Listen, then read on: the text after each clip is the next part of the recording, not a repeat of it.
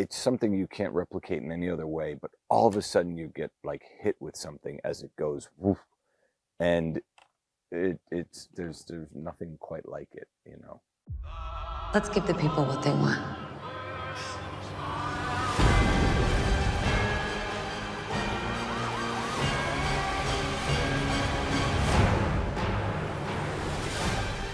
We're here talking to Todd Phillips about any and everything Joker, Folie, Deux. Don't miss it this October in IMAX. Hello, welcome. How Hi, are you? Good, thanks for having me. Of course. So Joker, Folie, Deux is your first filmed for IMAX title. Why was it so important for you to use the IMAX certified digital cameras and format it for the IMAX screen? Well, after seeing, the audience's reaction to the first film and sort of the love around the world, we really wanted to come up with additional ways to for you to be immersed in Arthur's world. And obviously IMAX is the most pristine, best way to see a film. And we just thought, you know what, on this one, let's film it for IMAX, for the experience, and really take advantage of it.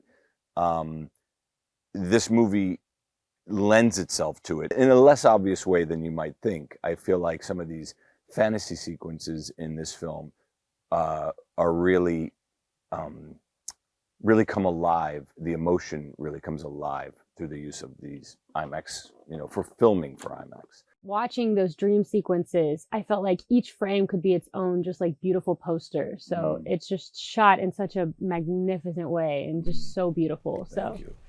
So one of the biggest aspects of film for IMAX is using the expanded aspect ratio. So how did you go about planning and shooting with the cameras to do that? Well, Larry and I and Mark Friedberg, the set designer, we talked about IMAX every day on this movie. And we talked about in prep for the movie, in pre-production, we talked about what scenes, we would lean towards, going with that expanded aspect ratio.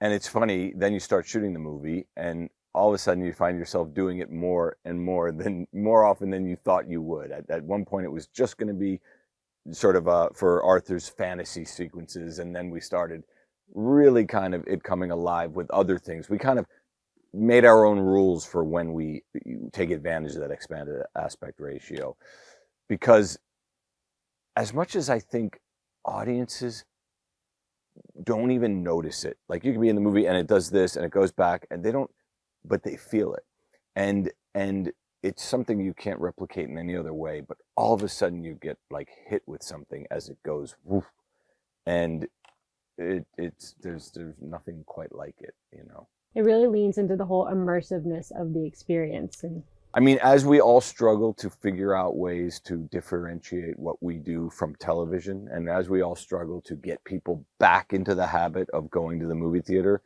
I think IMAX is kind of leading the way in that regard, of making the theatrical experience all that more special. And with this film, you have the opportunity to watch it in IMAX 70mm film, which is super unique and such an exciting opportunity for fans. So why do you think it's important for them to watch it like this? I just think, you're seeing something in its purest form. And when you go to see it in IMAX 70mm film, it's something we spend a lot of time on, tinkering with the color, tinkering with the prints, Larry and I talking about it. And then you see it come alive on film. And there's something really old school about Joker, the way we make it, the era in which it takes place.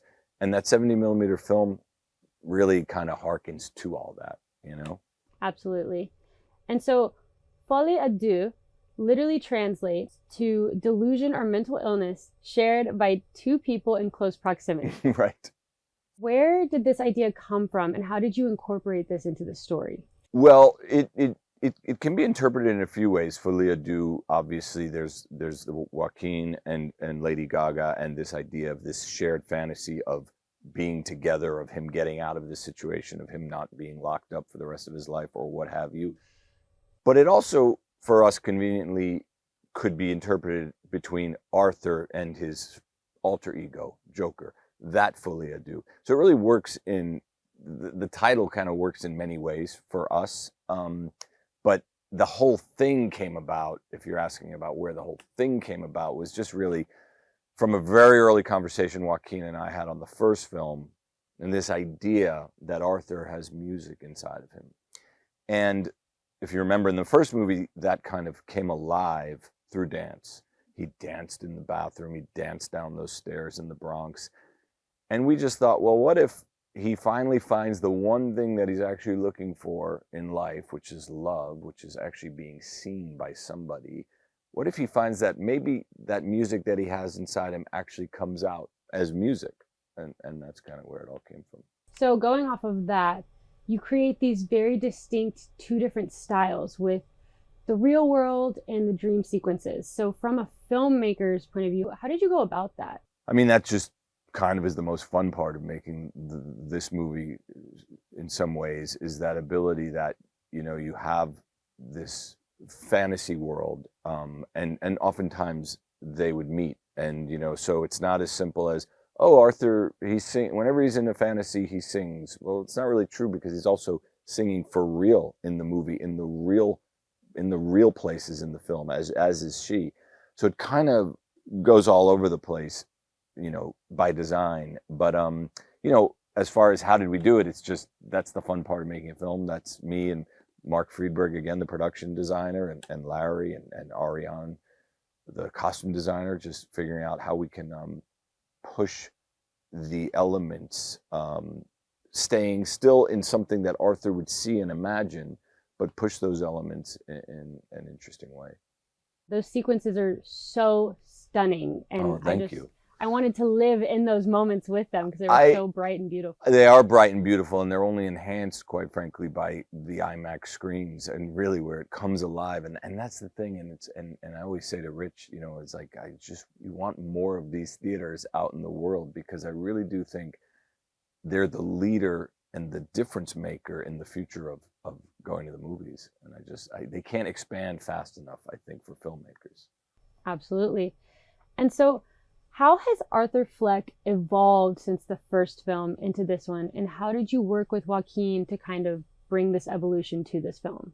I mean, I think the movie is actually pretty linear as far as time-wise where we find Arthur. We find him basically 2 years after the events of the first movie, and he is now in prison, about to face trial, about to be put on trial, where he's going to, you know, literally face the music for his bad behavior or his behavior in the first film. You know, so we meet him, and he's really lost the spark that made him Arthur at the end of the movie, that made him Joker, I should say, at the end of the first movie. He's now been, you know, he's probably been on psychiatric drugs for the last few years. He's been all the Joker has been beaten out of him. And it doesn't really come alive again until he sees Lady Gaga in the movie. And which is really when IMAX steps into the picture and things become bigger and larger than life. So speaking of Lady Gaga, it's no secret that fans are so excited for her to become involved in this world of Joker. So can you tell us a little bit about what it was like getting the chance to work with her on this project and how she became involved from the start? You know, as we were writing the movie, and it just became, we kept finding more and more ways of putting music in.